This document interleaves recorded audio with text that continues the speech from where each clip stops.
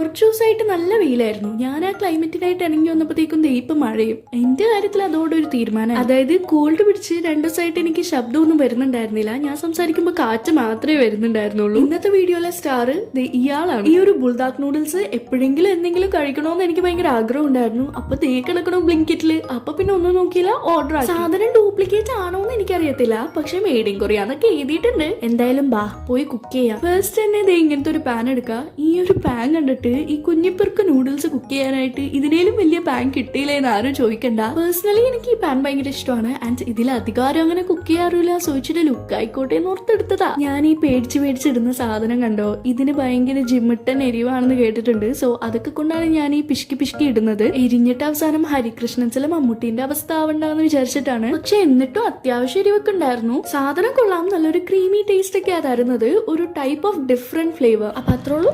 ചാ